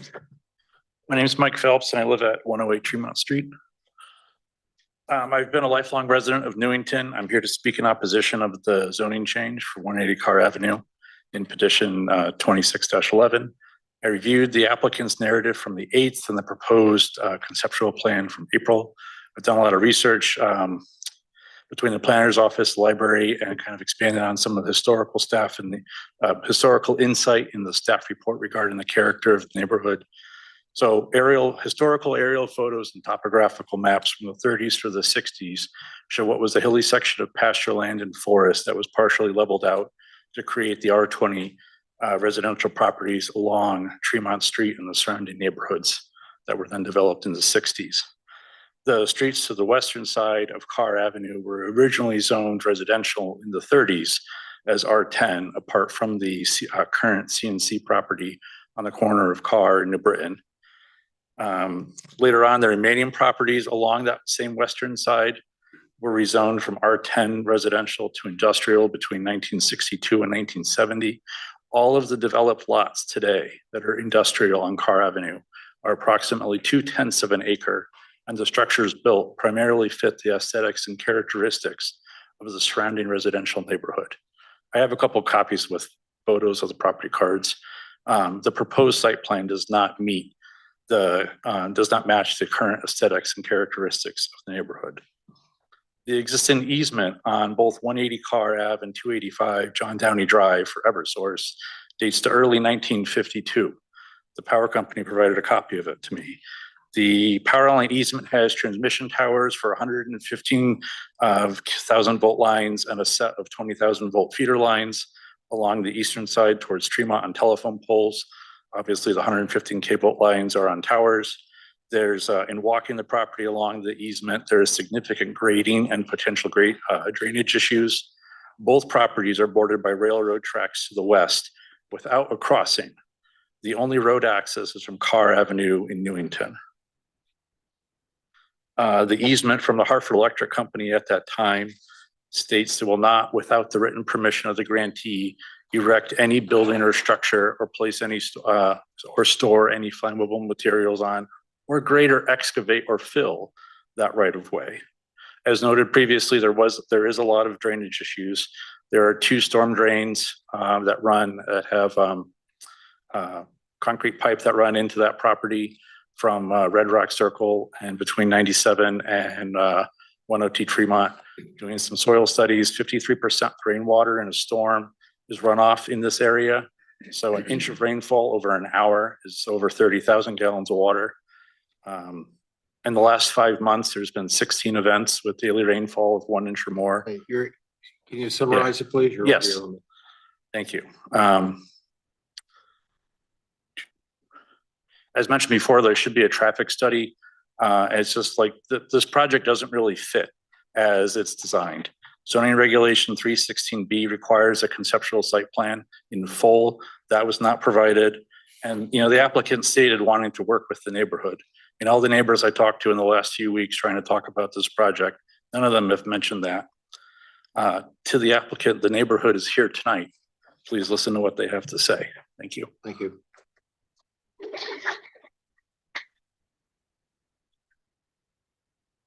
Anyone else?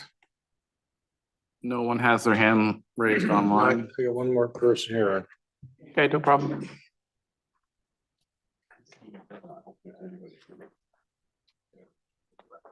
My name is Joseph Grunwalski Senior. I live at 138 Carr Avenue. So I am a resident on Carr Avenue. I am familiar with Carr Avenue for 16 years of being there. I live at the beginning of the no outlet, which I asked for a no outlet sign for the first 9 years I lived there. It finally was put up. Being on Carr Avenue is being on a parallel John Downey Drive that no one has a concept of that comes through the neighborhood. They fly through the neighborhood at 45 miles an hour, only to hit the cul-de-sac with the fence and realize they have to come around. Or they realize when they see the no outlet sign across the street from my property, they make a pivot on the road, has enough access, but maybe their car doesn't have the radius. I've had to replace my mailbox twice because it's been hit. Why report it to police? It's not going to matter. The other issue is no one is there during the day. I'm there on Fridays. It's a 1-lane road on Fridays. The new industrial developments that have been put in the last 3 years, they tie up that side of the road. Good luck to a fire truck going past that. It's not going to happen. I'm stating facts. I live there. I understand the area. I have to deal with it. I have to deal with it. I have to deal with it. I had to deal with 2 years of Eversource coming through there. I now have to experience 2 train tracks because when we bought the property, there was 1 train track. There are now 2 and it's going faster. The other idea is, I don't care what kind of trucks there are, they're gonna tie up my frontage. UPS comes every day in front of my property because I have a treed property. They come in front of my property, park in front of my property because I have trees to keep their vehicles cool. And 141, when it was somewhat of a halfway house dynamic, all the cars parked in front of my property and would sit there for 6, 7 hours. I can't cut my lawn. My lawn goes to the edge of the street. I need to cut that part. I'm obligated to cut that part. My quality of life has been okay for the most part, having to deal with the train noise and John Downey Drive traffic, or the illusion that we're a parallel John Downey Drive. Enough is enough. We don't need more traffic on the neighborhood. It just can't be dealt with. And like everyone has said, if you try to get out to New Britain Avenue, forget it. Forget it. I have the luxury of having my driveway on Boylston. No one else does, and on the end of the road. So I have an easier way to cut up around. But I do know on that slope on Boylston, which everyone is quite familiar with, tractor trailers try to make that. They make the turn wrong, they're stuck there. Engine number 2 got stuck there. Please, please, as a long-term resident and plan to be there for a few more years, I implore you, do not change the zoning. Thank you. We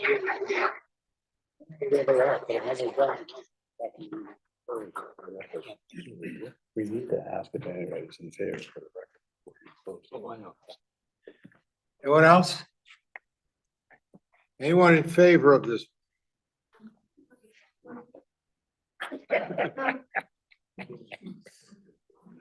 Anybody in favor? All right. He's got a sense of humor. Okay, I'll entertain a motion. No, they gotta come up. Oh, yeah, I'm sorry, you gotta come back up and you want to rebut.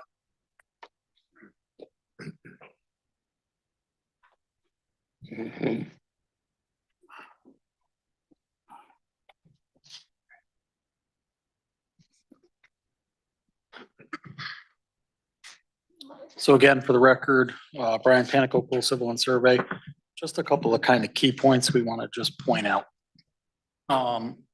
There's a lot of talk and a lot of questions, concerns, storm drainage, traffic studies, environmental analysis, flooding, noise abatement, tree clearing. We heard all of those things. All of those things are things that would get hashed out and addressed at a site plan phase. I think it's very important to note, to take strong consideration and note, this is not an undevelopable piece of property as everybody's mentioned. If you deny a zone change and the applicant decided to continue to look for another route, whether it be residential, a lot of these concerns, tree clearing, drainage, a lot of these things would still be in place. We're simply saying that in our opinion, after analysis of this site, the highest and best use of this site would be a light industrial. Whether that's something that's agreed to by anyone else is not up for debate. That's simply our position. Another mention that came up that was the quote from myself earlier. It is true. When you guys zone change this, any use that's done with industrial could go in there as part of that zone. We're saying we are aware of that, and that's why we've looked at and taken very careful consideration of a lot of these factors. What's the actual developable area? How much land could you actually utilize in this site? And then what constraints is it providing and what could realistically go in there? Not only from an economical perspective, because certainly you could do a lot of crazy things with an unlimited amount of money to this site, but realistically, what could somebody actually do with this? Because Eversource, as was mentioned by one of the neighbors, Eversource is not going to let you go in there and put a building up underneath the power lines. They're not going to let you do a lot of things under these power lines. They don't let you do a lot of grading around this. So there's a lot of site constraint. We have looked at all of these different things, taking careful consideration, And this is why we feel that this is a lot less intense of an industrial use that a lot of people may feel it could be.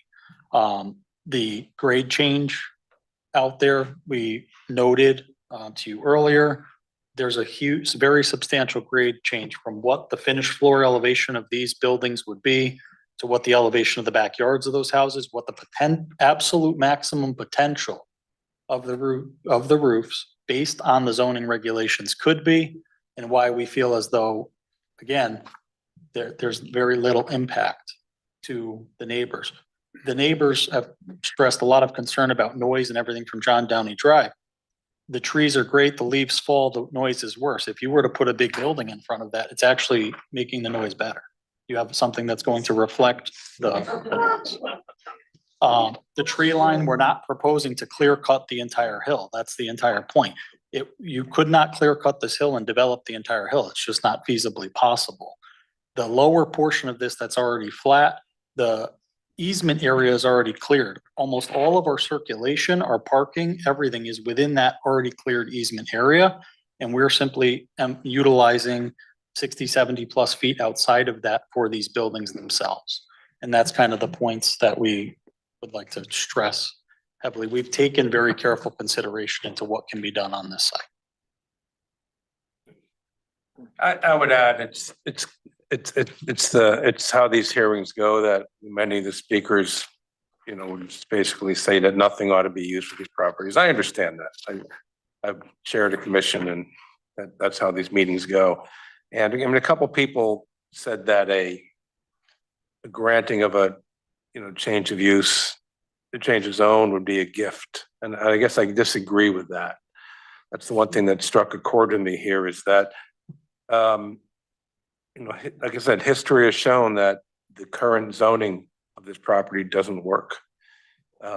There's not a viable economic use with the current zoning. Somebody recognized that in 1990. They got turned down at that point. It's been recognized again, and the property owners in Connecticut have a right to a reasonable and viable economic use of their property. And that's all we're really asking for here, is for them to make it. I don't know what the highest and best use is, but we feel like, a light industrial use would be allowing them to use the property for a reasonable purpose, consistent with other uses of the zone and on the street and in New Britain, and the other half of the property. So we thank you for your time. We appreciate it. Thank you.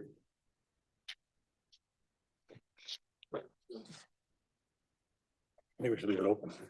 I think we should leave this hearing open. Fremont Street, that's any other resident. We're gonna travel around. For one more meeting, my opinion. What's the commission's pleasure? Commissioner Fox? Why, I don't think we'll get any more out of it. I think we should close the public hearing and move it further.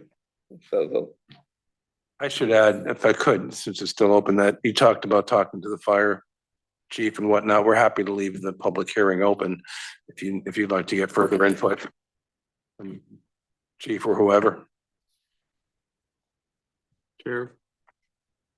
Commissioner Can we Dillon? leave it open for a period of time? Well, that's what I'm asking. What's the commission's pleasure? You want to leave it open or you want to close? I feel it should be left open. Okay. Commissioner Harpy? I would vote to close it. I think I understand exactly their position. They've done a good job of expressing their program. And the audience, I think you have to be fair to the public too. And to balance it is a difficult thing, but I would vote to close. Okay. Commissioner Pascarelli? Either. We could, if there's a sense that the nature of this requires more information on either side, then I mean, I'm okay to move it to another meeting. Okay, so you vote to leave it open. Sure, leave it open. Commissioner Woods? Yeah, again, I know when first brought it up, but leave it open, but we have Okay. Chris Minor and. Yes, Commissioner Minor? I'm either open to closing or to leave it open. But I think I've heard everything I need to at this point. So it would be vote to close. And then, Commissioner, we got, Morales? Commissioner Morales? Online, yes. Yes, hi, I'm here. I vote to close it, please. So we've got what? Open, close, close, Can we open. move a motion? We need a motion. I just, gotta I do a want to mo- see, okay, No, I'll entertain a motion. I move we close the public hearing. All right. Okay, moved in second. All in favor? Aye. Oh, yeah. Yeah, No, I'm yeah. sorry, we're gonna do a roll call. vote Roll on call this. vote, I'll vote please. last. Thank you. Who seconded that? I'm sorry. Commissioner Harp, Thank yeah, Harpy. All right, Lorraine, roll call, please. Commissioner Fox, Close. Commissioner Harvey, Voting to close because I think it's unfair to these gentlemen. Unless there's some grandiose new information going to come or put them to an additional cost. And the decision's the same, and I think you have many people, the public, who've addressed this issue in a very professional fashion.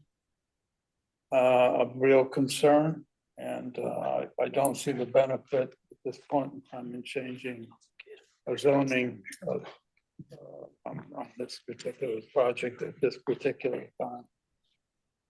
Commissioner Gill? Leave it open. Okay. Commissioner Pascarelli? I'll vote to close it. Commissioner Woods? Yeah, I'm voting against the motion. It's on the floor. Voting against the motion. Yeah, so I want it open. You want to leave it open, okay. Commissioner Minor? I'm in favor of the motion on the floor. Close. Correct. Okay. I will also vote to close it. All right. So it's 5-2, okay, 5-2 carries, yes. all right. I'll entertain a motion to. I've already got the close, This okay. gets moved, right? Sorry? It's moved to new business, right? Today? We gotta go to old business Yep. first. Gets moved to new business tonight then, Yeah, we're right? gonna move this close, it's moved to business night.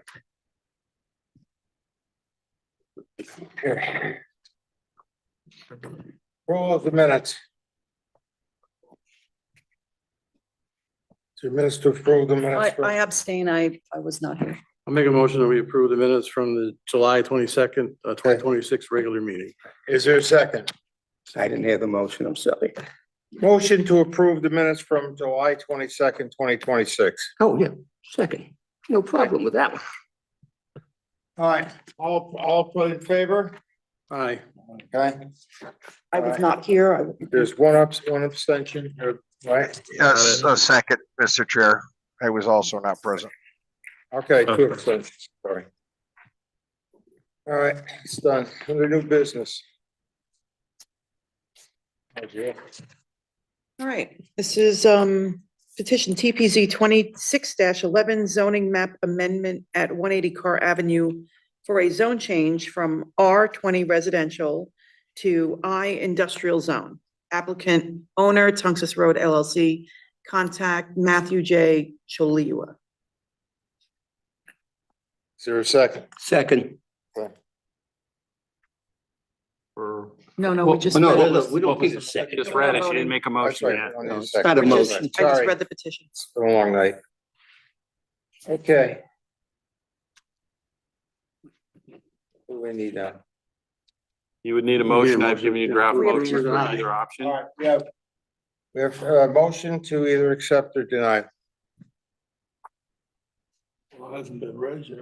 Okay, I'll make a motion to deny.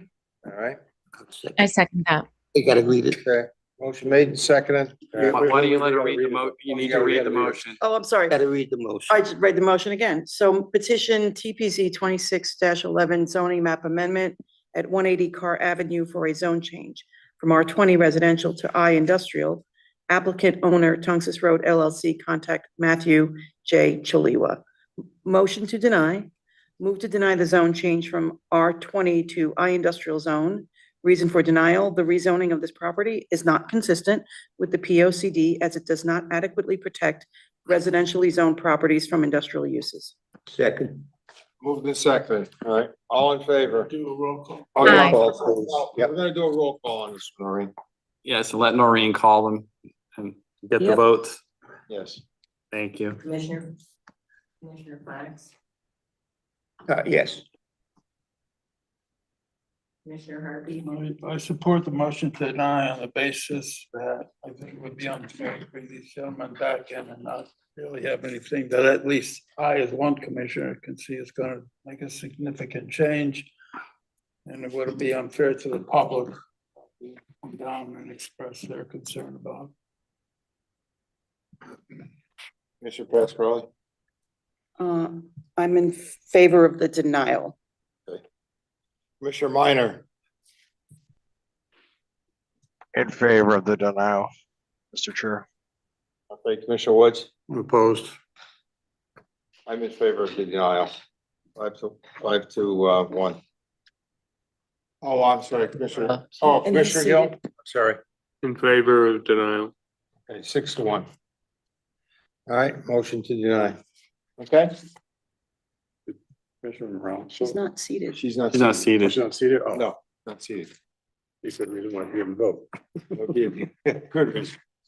Okay? All business. None. Any old business? Thank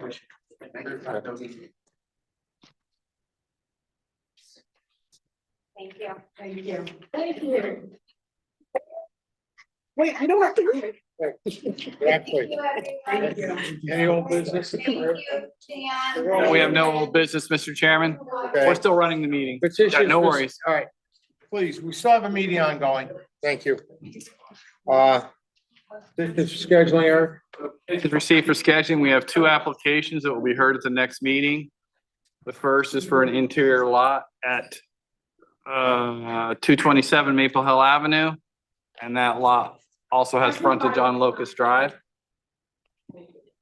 Second is for a freestanding sign. I'll wait a minute. Excuse me, we still have a meeting ongoing here? Please just go outside. Thank you. Correct, yes. Thank you.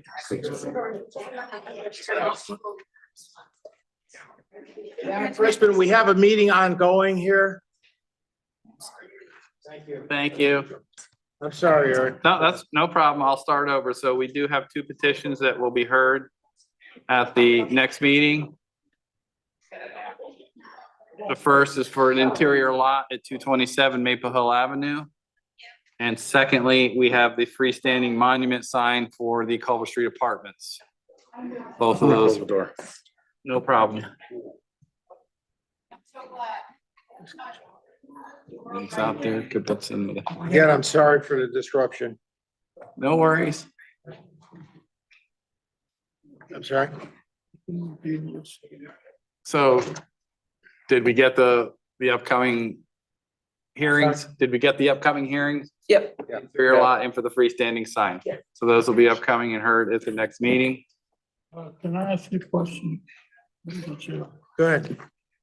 On the Culver Street, it's my understanding that even a temporary sign that goes up has to have the TPZ, the commissioner's approval, Yes. and yet they have the temporary sign up. I don't get it, but they do what they damn please anyway, they do it all the time, so I guess this is not a change in. Typically, it's issued by a zoning permit. Doesn't have to be approved by the commission. A temporary sign, does it? No. It is in the regulations that way, but a number of years ago, they kind of just pushed that off on me or the zoning officer to deal with temporary banners, the A-frame signs, because the first couple nights we had those meetings, they were lined up out the door, weren't they, Mr. Woods? Okay, that didn't get into the paperwork that I was given by the former town planner. So I don't know why there's a difference, but there is. The other, That's the problem. I'll wait till, well, I'm got lots of problems. We can't really be talking about this petition. You all set, Eric? on that? Yep, for that. Okay. You have any town planner report updates at all? I can give you some updates if you'd like. I had a few inquiries from the public as well. A lot of them are properties you guys are concerned about, so I figured I'd just do a quick rundown of some things that I received questions on. 220 Kits Lane, the affordable housing project. The final plans were submitted today. The chairman, Mr. Sobieski, signed them. I'm waiting for the conservation chair to sign those as well. Once that we get that in hand, we'll sign off on his building permits and you will see much more activity over there. So you got the MDC approval? As far as I know, yes. Okay. And then, as part of this agreement, he is gonna be coming forward with a site plan modification to address the sound wall versus arborvitae's. And he has to do that by the end of this year. Okay. A question came in about 60 Kits Lane, and that's the open field behind the Zitco on the turnpike that they cleared a few years ago. I've had no inquiries on that since it's been cleared. 103 Lewis Street, the other Pat Snow project. He submitted plans for review. We've basically reviewed them. We have not sent out comments on that. We hope to do that next week. Okay. So that should be moving forward as well. Price Chopper Plaza, no inquiries on the property at all. I do understand from the property manager working this site that they will be fencing off a portion of this to protect the building. The traffic lane going through from Lewis Street to Pascone is going to remain open and to access those businesses, et cetera. And to accommodate the parking that they lease out to Casadoro. Will the bus continue to run through Yes. there? Yes. Boston Market, there have been no recent inquiries, though there was recent survey activity on the site earlier this week. Arby site, there have been some inquiries, yes. Newington Meat Market, I'm told by the applicant that was before you that they have a tentative closing date scheduled, so that should be moving forward. Don't know when that is yet. The open space senior housing, there's no application for a zone change or a site plan, so there's really no comment on that. The Spark Apartments, they will be looking for a partial CO later this fall, so that is moving forward. They're gonna try and get some of those units CO'd to move forward. Same with the Culver Street Apartments. They're gonna be looking to CO the first couple buildings in the clubhouse, I believe, in the fall as well. Lastly, two other things. Mr. Harpy had inquired about the trench on Culver Street. I'm told that there's an agreement between the developer and the town. And it's gonna be redone in the next 30 to 45 days, depending on the weather, and that's being spearheaded by the town engineer. And lastly, a few weeks ago, all the unregistered vehicles were mostly removed from, well, they were removed at the time from Maple Hill Avenue site and the Francis Avenue site. I know that some things have come back, so we'll be looking into that. If anyone is That's never surprised. gonna go away.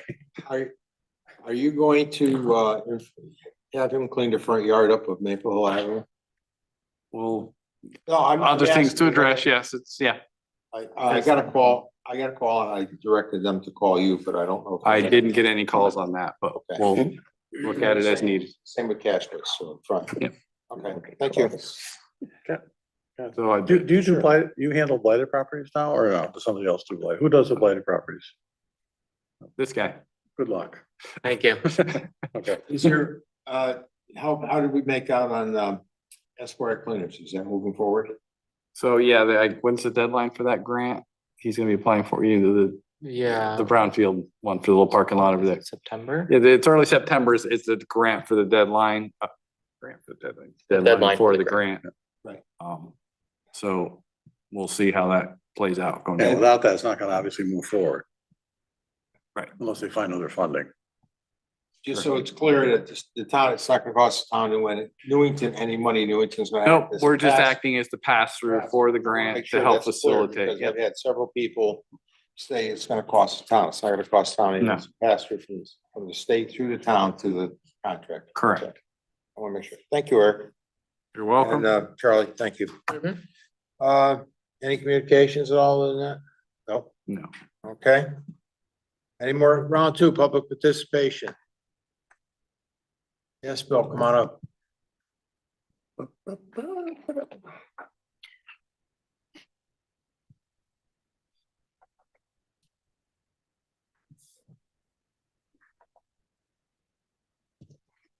Evening, everybody. Bill McCarthy, 206 Churchill Drive.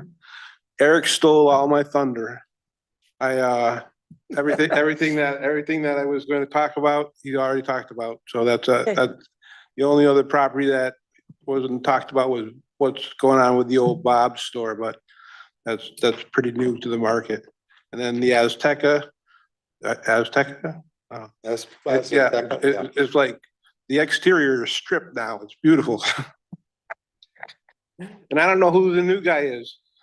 But Supposed to be Colony Grill. Pardon? Colony Grill.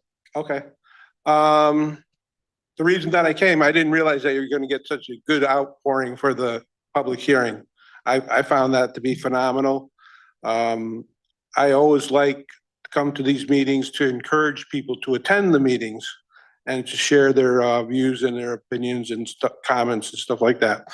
So with that, I will pass and have a nice day. Have a nice day. Thanks. Thank you, Lou. Anyone else wishing to speak in public participation? No one online has their hand raised.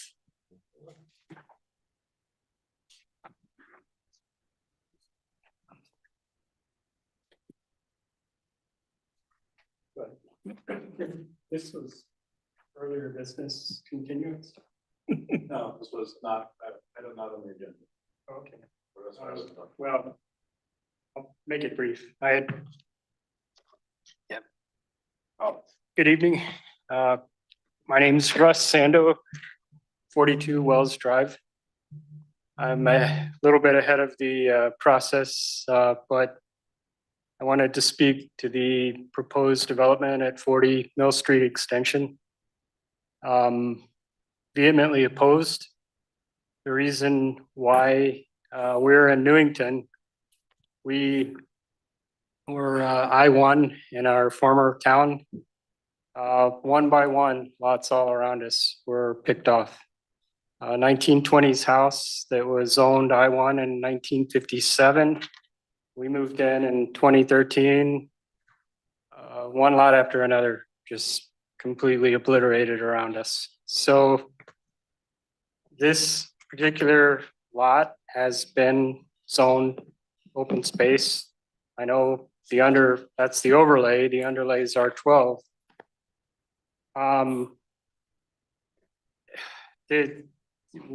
We asked that this be, I know there was in town council on the 11th. We were not able to attend that meeting. We were out of town. I really wish we had been here to attend it. I've learned the hard way that you can't get involved in these things early enough. So first PZC meeting here, we've only been here 2 years.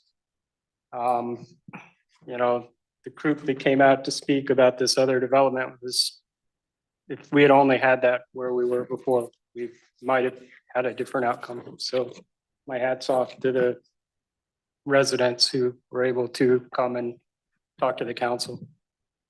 I would ask that rather than more structure, how about more trees? My first engagement in town here was the White Pines north side of the park. They were taken out to build a sidewalk and a crosswalk. You know, if you read POCD in any town, this one included, trees have value, not just to look at. So I would ask that we consider those, and that's also a part of the development that has been discussed foremost tonight. So thank you for everything that you all do. Thank you for giving me the opportunity to speak. And, you know, you have to deal with a lot of different factors, a lot of competing interests, and that's acknowledged. And I know it's not easy. So thank you. Thank you.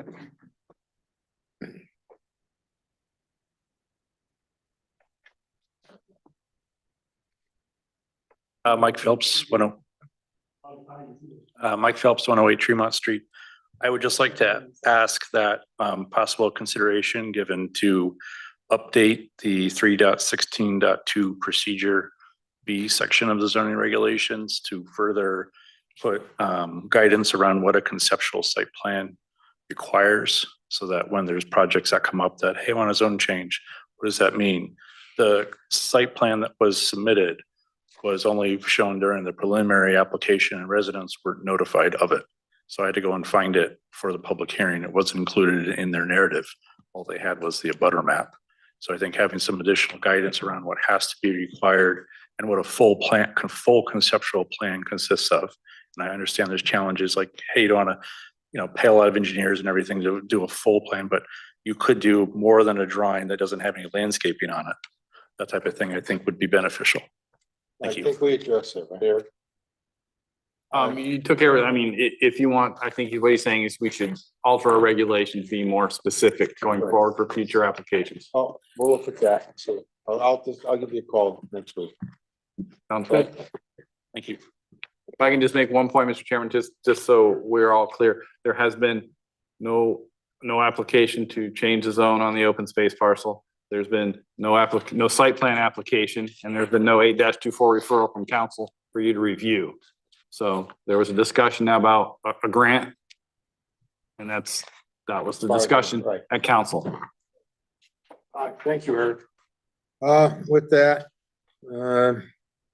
remarks by commissioners, Commissioner Harpy.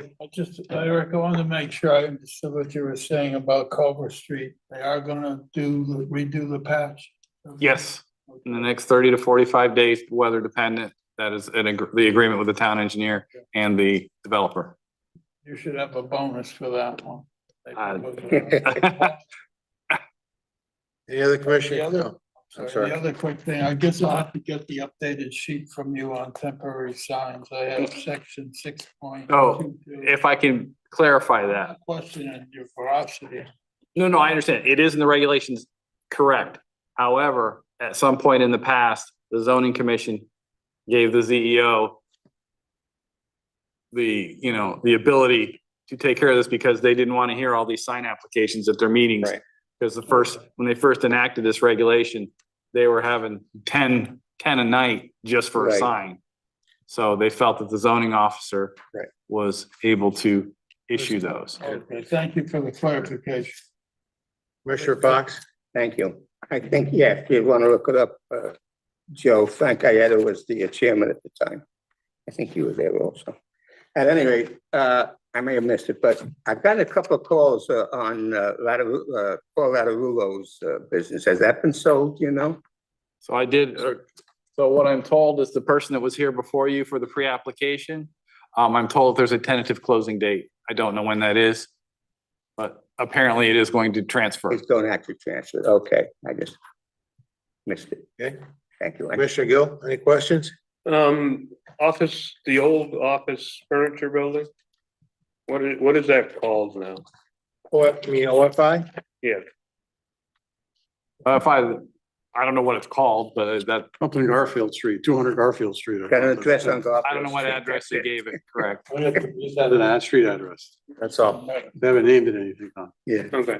Now, I see there's doing drainage there. I We're believe. doing the parking lot over. Yeah, they're paving the parking lot. Yeah. Okay, now has that gone through us or? No. The town owned asset. No, it's just like when a school repaves their parking lot, we don't see it. That's done through engineering. Probably, yeah, or facility, in partnership with facilities. Okay, Commissioner Gill? Okay.